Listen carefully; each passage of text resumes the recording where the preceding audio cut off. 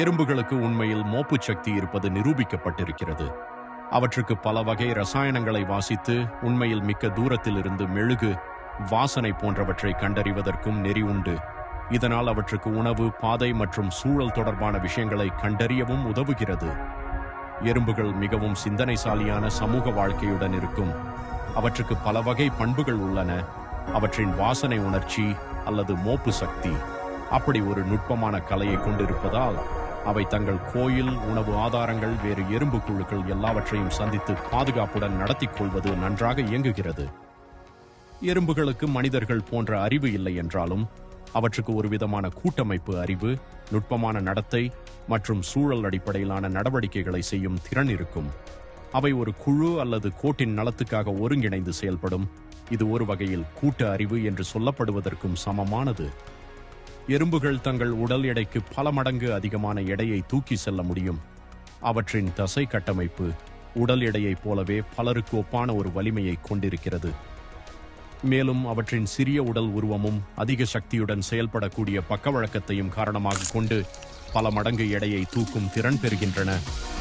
இதுவே விலங்கியல் ஆராய்ச்சியிலேயும் இயற்கை பொறியியலிலும் பலரை ஆச்சரியப்படுத்தும் ஒரு விஷயம். எறும்பு உயிர்காலம் பலவிதமாக இருக்கும். சில எறும்பு வகைகள் சில வாரங்கள் மட்டுமே வாழ்ந்துவிடும். ஆனால் ராஜ்ய பணிய எறும்புகள் மாதங்களும் சில சமயம் ஆண்டுகளும் வாழக்கூடும். சில எறும்புகள் வெறும் சில வாரங்களாக வாழும். சிலவை நீண்ட காலம், கூடாண்டு முழுவதும் வாழும். எறும்புகளின் சமூக வாழ்க்கையில் இருக்கும் சில ஆச்சரியமான விஷயங்கள். முறையான வேலை பகிர்வு.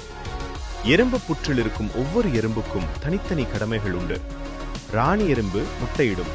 வேலைக்கார எறும்புகள் உணவு சேகரிக்கும். போர் எறும்புகள் புற்றை பாதுகாக்கும்.